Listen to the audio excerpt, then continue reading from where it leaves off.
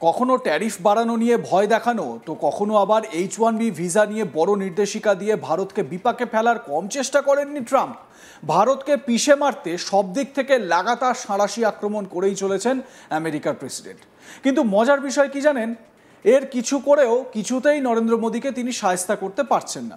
তিনি চাইছেন মোদীকে তার পায়ের তলার আনতে, কিন্তু ভিসা ও শুল্ক চাপিয়ে ভারতকে কি মারবে মোদীর প্ল্যানে ট্রাম্পের খেল খতম।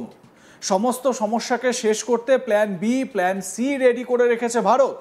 ভারত যে আজ আর কারোর ওপর নির্ভর করে না, নাম না করে হোয়াইট হাউসকে সেই বার্তাই দিয়ে দিলেন মোদী। গোটা বিশ্ব আজ অস্থির পরিস্থিতির মধ্যে দিয়ে যাচ্ছে। ভারতের অর্থনৈতিক উজ্জ্বলতাকে বিশ্বের সামনে তুলে ধরলেন প্রধানমন্ত্রী মোদী। বৃহস্পতিবার উত্তরপ্রদেশ ইন্টারন্যাশনাল ট্রেড শো এর উদ্বোধন করেন প্রধানমন্ত্রী মোদী। সেখানে তিনি মেক ইন ইন্ডিয়ার পাশাপাশি আত্মনির্ভর ভারতের শক্তি তুলে ধরেন। তিনি বক্তব্য রাখতে উঠে বলেন, আমাদের সংকল্প, আমাদের মন্ত্র আত্মনির্ভর ভারত। বদলে যাওয়া বিশ্বে যে দেশ যত বেশি অন্যের ওপর নির্ভরশীল থাকবে, তাদের ততই আপোষ করে চলতে হবে।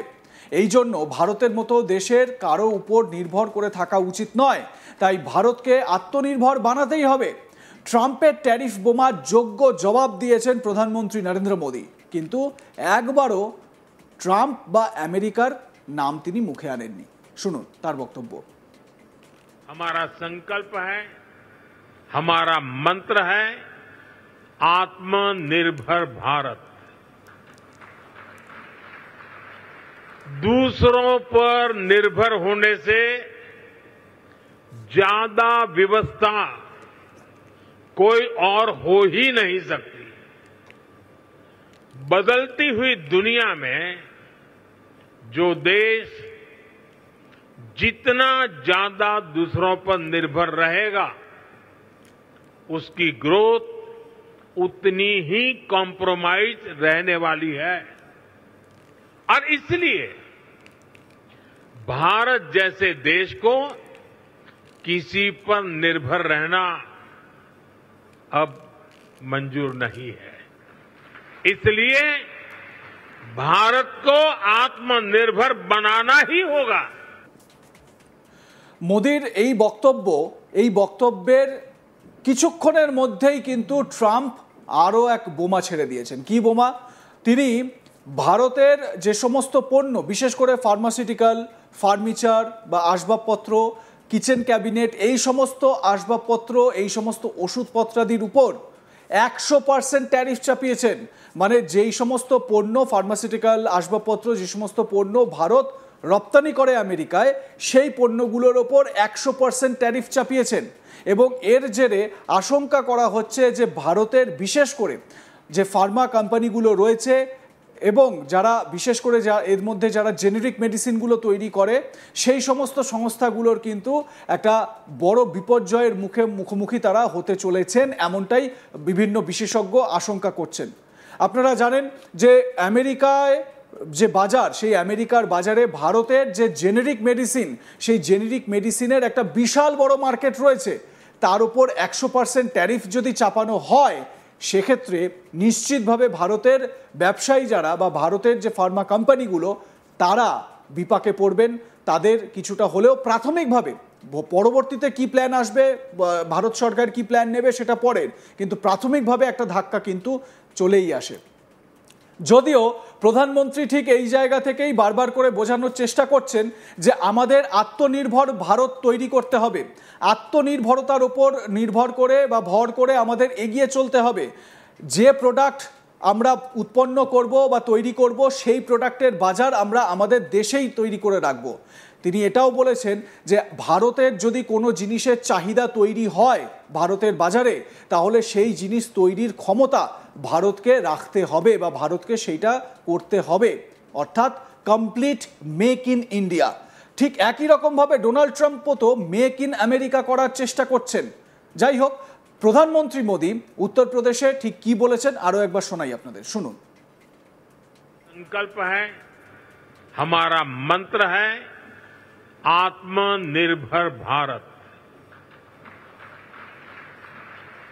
दूसरों पर निर्भर होने से ज्यादा व्यवस्था कोई और हो ही नहीं सकती। बदलती हुई दुनिया में जो देश जितना ज्यादा दूसरों पर निर्भर रहेगा, उसकी ग्रोथ उतनी ही कॉम्प्रोमाइज रहने वाली है।